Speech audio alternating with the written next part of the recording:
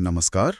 आज की इस गहरी चर्चा में हम ये समझने की कोशिश करेंगे कि भाई भारत में भूमि पवित्र कैसे मानी जाती है। हमारे पास कुछ लेखों के अंश हैं, कुछ तस्वीरें भी हैं जो दिखाते हैं कि ये पवित्र स्थानों की जो अवधारणा है यहाँ कितनी गहरी और कह सकते हैं विविध है। हाँ, और ये समझना जरूरी है कि पवित्रता का मतलब क्या है यहाँ।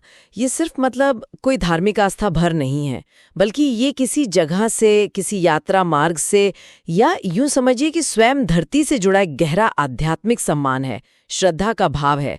और ये सिर्फ धर्म नहीं, ये भूगोल और हमारी सदियों पुरानी परंपराओं से भी जुड़ा है। तो आज का हमारा इरादा यही है कि हम पता लगाएं कि भारत में अलग अलग आस्थाओं के पवित्र स्थल कौन कौन से हैं, ये तीर्थ यात्रा की परंपरा कैसे बनी और कैसे मतलब प्रकृति को जो पवित्र मानने की दृष्टि है उसने यहाँ की संस्कृति और भूगोल को एक आकार दिया है। चलिए शुरू करते हैं। बिल्कुल। भारत की जो विविधता है वो इसके पवित्र स्थलों में साफ झलकती है। आप देखिए, लगभग हर धर्म, हर विचारधारा के अपने महत्वपूर्ण स्थान हैं यहाँ। और इसमें वो जगहें भी शामिल हैं जिनका उद्गम भारत के बाहर हुआ, जैसे अजमेर शरीफ दरगाह हो गई या फिर तमिलनाडु का वेलंकनी चर्च। ये अलग अलग समुदायों के लिए श्रद्धा के बड़े केंद्र हैं। और जाहिर है जो धर्म भारत में जन्मे उनके तो अनगिनत पवित्र स्थल हैं ही, जैसे बौद्ध धर्म के लिए बोध गया जहां बुद्ध को ज्ञान मिला, या सांची का स्तूप। सिख धर्म में देखें तो अमृतसर में स्वर्ण मंदिर परिसर का अकाल तख्त है, पटना साहिब है, और जैन धर्म के लिए गिरनार या माउंट आबू के मंदिर। ये सारी जगह अक्सर या तो किसी बड़ी ऐतिहासिक घटना से जुड़ी हैं या फिर किसी पूज्य व्यक्ति से। जी, यहाँ तक कि पत्थर भी पवित्र माने जा सकते हैं। असल में पूरी पृथ्वी को ही भूदेवी यानी माँ धरती के रूप में देखा जाता है। जैसे झारखंड की नियम डूंगर पहाड़ी है या सिक्किम के कई पवित्र स्थल हैं। ये इसी सोच का उदाहरण है। अच्छा, तो इन पवित्र स्थलों तक पहुंचने की भी एक बहुत पुरानी परंपरा है, तीर्थ यात्रा। हमारे जो स्रोत हैं वो बताते हैं कि ये कम से कम 3000 साल पुरानी है। पर क्या ये सिर्फ एक जगह से दूसरी जगह जाना है, मतलब फिजिकल ट्रैवल? नहीं, ये उससे कई ज्यादा है।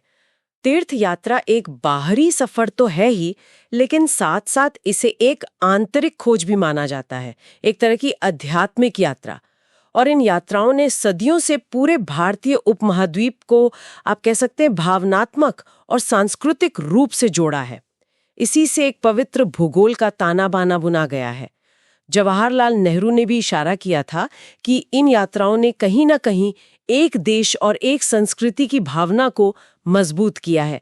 जैसे महाराष्ट्र की पंढरपुर वारी है, लोग पैदल चलते सदियों से, या सबरीमाला जैसी कठिन चढ़ाई वाली यात्राएं, ये सब इसी परंपरा का हिस्सा है। और ये जुड़ाव सिर्फ मतलब लोकल लेवल पर नहीं है, पूरे भारत में फैले हुए पवित्र स्थलों के नेटवर्क हैं। जैसे वो 4 धाम हैं देश के चारों कोनों में, 12 ज्योतिर्लिंग है और 51 शक्तिपीठ। ये तो पूरे देश को एक धागे में पिरोते हैं ना। हाँ बिल्कुल। और ये शक्तिपीठों वाली बात तो बहुत ही दिलचस्प है। मान्यता यह है कि देवी सती के शरीर के अंग जहां जहां गिरे थे वो स्थान शक्तिपीठ बन गए हैं।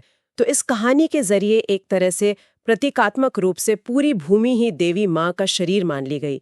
ये एक बहुत शक्तिशाली विचार है। तो इसका मतलब ये हुआ कि इन यात्राओं ने लोगों को न सिर्फ अलग अलग इलाकों, भाषाओं, रीति रिवाजों से मिलवाया, बल्कि उनमें जो समानताएं थी उनको भी शायद उजागर किया।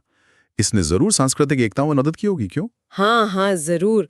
और ये एकता अक्सर उन जगहों पर और गहरी हो जाती थी जो प्रकृति के करीब थीं, और यहीं से वो पवित्र पारिस्थितिकी या पुण्य क्षेत्र की अवधारणा आती है। आप देखेंगे कि ज्यादातर तीर्थ नदियों, झीलों, पहाड़ों या जंगलों में ही स्थित है। यानी जो प्राकृतिक नजारा है वो खुद ही पवित्र स्थल बन जाता है। नदियों का महत्व तो बहुत पुराना है, वेदों में भी जिक्र है। ऋग्वेद में नदी स्तुति सूक्त मिलता है। और आज भी देखिए गंगा, यमुना, गोदावरी जैसी नदियों का नाम पूजा अनुष्ठानों में लिया जाता है। प्रयागराज, हरिद्वार, नासिक, उज्जैन, इन जगहों पर नदियों के किनारे कुंभ मेला लगता है। उसे तो यूनेस्को ने भी अमूर्त सांस्कृतिक विरासत माना है। ये इसी गहरे संबंध का सबूत है। बिल्कुल सही। और इसी तरह पहाड़ों को अक्सर स्वर्ग का दरवाजा या देवताओं का घर माना जाता है। वैष्णो देवी या तिरुमला जैसे जो पहाड़ी मंदिर हैं, वहां तक की कठिन यात्रा अपने आप में एक आध्यात्मिक साधना बन जाती है। पेड़ों में देखें तो पीपल का पेड़, जिसे अश्वत्थ भी कहते हैं, वो हिंदू, बौद्ध, सिख, जैन कई परंपराओं में पवित्र है। और इसके निशान तो सिंधु घाटी की मोहरों तक में मिलते हैं। और हमें वो पवित्र उपवन यानी सीक्रेट ग्रोव्स उन्हें नहीं भूलना चाहिए। ये क्या है? ये स्थानीय समुदायों द्वारा सहेज कर रखे गए जंगल के हिस्से हैं, है ना, जिन्हें देवताओं का निवास मानते हैं। हाँ बिल्कुल। और वहां से पेड़ काटना या शिकार करना मना होता है। मेघालय में इन्हें ख्लॉक्यनटान कहते हैं, महाराष्ट्र में देवराई, तमिलनाडु में कोविलकाडू, अलग अलग नाम है। ये सिर्फ आस्था के केंद्र नहीं है, ये जैव विविधता और पानी के स्रोतों को बचाने में भी बहुत अहम भूमिका निभाते हैं। लेकिन आज एक चिंता की बात भी दिख रही है। हाँ ये सच है। कई पवित्र स्थल, खासकर नदियां जैसे यमुना या कावेरी, वो गंभीर प्रदूषण का शिकार हैं। पवित्र उपवनों पर भी अतिक्रमण हो रहा है, ऐसी खबरें आती हैं।